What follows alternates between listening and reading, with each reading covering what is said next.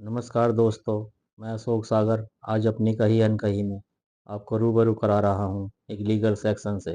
और जो इसे प्रेजेंट कर रहे हैं वो मीडिया में पिछले 30 वर्षों से अपनी सेवाएं दे रहे हैं। वो हैं मिस्टर सुभाष बोस। तो आइए मिस्टर सुभाष बोस की जानिब जानते हैं एक लीगल सेक्शन को। नमस्कार, स्वागत, अभिनंदन। आज हम फिर हाजिर हैं अशोक सागर द्वारा कही अनकही के अगले एपिसोड में, जिसका विषय है तड़ीपार मतलब दरबदर। कहानी दिल्ली पुलिस एक्ट धारा 47 से 50। काफ़ी समय पहले एक फिल्म आई थी तेजा, जिसमें नायक को आपराधिक गतिविधियों में शामिल होने के कारण तड़ीपार कर दिया जाता है। तड़ीपार या दरबदर होने का मतलब होता है कि व्यक्ति जिस क्षेत्र या प्रदेश में रहता है उसे सुधार के लिए तथा समाज की बेहतरी के लिए एक निश्चित समय सीमा के लिए उस क्षेत्र या प्रदेश से बाहर निकाला जाए, जिससे कि वह जिस संगठन या समूह के द्वारा अपराध में सम्मिलित है उससे कुछ समय के लिए दूरी बनाए और अपने आप को सुधारने की कोशिश करें।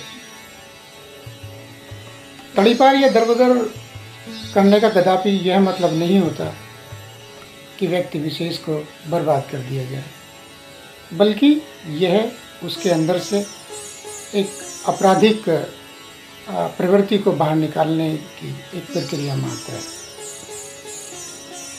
दिल्ली की बात करें तो यह प्रक्रिया दिल्ली पुलिस एक्ट की धारा 47 से 50 में निहित है। तड़ीपार या दरबदर से संबंधित कानून हर प्रदेश या राज्य में अलग अलग होते हैं। हम दिल्ली की बात कर रहे हैं तो यहाँ ये दिल्ली पुलिस एक्ट में निहित है। दिल्ली पुलिस एक्ट के तहत दिल्ली पुलिस के कमिश्नर इन मामलों को देखने के लिए अधिकृत हैं, पर उन्होंने प्रत्येक जिले में एडिशनल डीसीपी को अपनी शक्ति इस तरह के मामलों में देखने के लिए सौंप रखी है। मतलब यह है कि प्रत्येक जिले के एडिशनल डीसीपी तड़ीपार या दरबदर के मामलों में संज्ञान लेते हैं। पहले आपराधिक मामलों में संलिप्त व्यक्ति को नोटिस दिया जाता है, जिसमें उस पर दर्ज समस्त मुकदमों की फहरिस्त होती है। मसलन उस पर कितने केस अभी बाकी हैं, कितने चल रहे हैं, कितने में उसे सज़ा मिली है, यह सारी जानकारी नोटिस में दी जाती है। आपराधिक मामलों में संलिप्त व्यक्ति को नोटिस जारी करने के बाद उसे मौका दिया जाता है कि वह अपने अधिवक्ता के द्वारा या स्वयं के द्वारा नोटिस का जवाब दे, परंतु पहले उसे अपनी जमानत करानी आवश्यक है। संक्षिप्त में यदि हम बात करें तो धारा 47 कहती है कि यदि कमिश्नर ऑफिस पुलिस के संज्ञान में आता है कि आपराधिक व्यक्ति गतिविधियां क्षेत्र या प्रदेश के लिए खतरनाक या गैरवाजिब हैं, तो वह उसे उस क्षेत्र या प्रदेश की सीमा से एक निश्चित समय अवधि के लिए बाहर करने का आदेश जारी कर देंगे। धारा 48 में कुछ विशेष अपराधों जैसे जुआ खेलना या खिलाना में सजा पाया व्यक्ति, हथियारों के मामले में या अवैध शराब आदि के मामलों में सजा पाया व्यक्ति, उन में संलिप्त व्यक्ति का विवरण यदि पाया जाता है तो उन्हें उस क्षेत्र या प्रदेश की सीमा से बाहर करने का आदेश कमिश्नर ऑफ पुलिस जारी कर सकते हैं।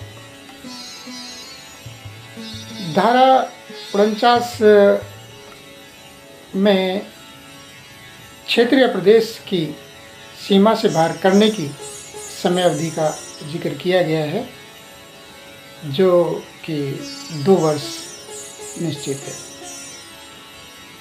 धारा 50 में कमिश्नर साहब के विषय में वह जिसको नोटिस जारी किया गया है वह अधिवक्ता या स्वयं के द्वारा अपना पक्ष रखने के लिए स्वतंत्र है, आदि बातों का जिक्र किया गया है। यहाँ यह विशेष है कि एडिशनल डीसीपी के यहाँ जब भी व्यक्ति की तारीख होती है तब व्यक्ति विशेष को दिन भर सुबह 11 बजे से लेके और शाम को 5 बजे तक या उसके बाद भी बिठा के रखा जाता है ताकि वह उस दिन क्राइम से दूर रहे और आत्ममंथन करे।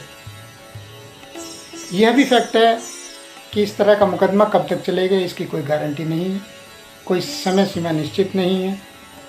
इसलिए एडिशनल डीसीपी अपने हिसाब से इन मामलों को चलाते हैं। किन्हीं केसों में इन मामलों का निपटारा 3-4 साल में या उससे भी ज़्यादा समय में होता है। जिस व्यक्ति विशेष को इस प्रक्रिया के माध्यम से तड़ीपार या दरबदर किया जाता है या कहें कि उस व्यक्ति को उस क्षेत्र या प्रदेश से विस्थापित किया जाता है, उसे उस निश्चित समय अवधि में यह छूट दी जाती है कि जब भी अदालत में उसका केस हो वह बिना किसी असुविधा के हाजिर हो। लेकिन इसके अतिरिक्त यदि कोई कार्य है, यदि उसे कोई अतिरिक्त कार्य है बिना अपने केसों के, तो पहले उसे एडिशनल डीसीपी साहब से परमिशन लेनी होगी, जिन्होंने उसको तड़ीपार या दरबदर करने का आदेश दिया है। यदि व्यक्ति विशेष बिना कार्य दरबदर या तड़ीपार होते हुए उस क्षेत्र में पाया जाता है तो उसे उस क्षेत्र या प्रदेश की पुलिस तुरंत सीमा से बाहर छोड़कर आएगी और एक नया मुकदमा दर्ज करेगी,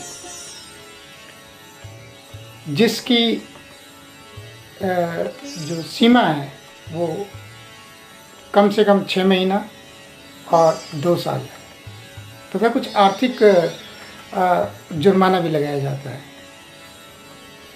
अगर हम सामान्य भाषा में कहें तो बस इतना कि कोई भी व्यक्ति अपराध ना करे, क्योंकि भारतीय कानून देखने सुनने में जितने सरल हैं उतने ही जटिल हैं। आपको ये जानकारी कैसी लगी कमेंट्स में अवश्य बताएं। धन्यवाद, शुक्रिया।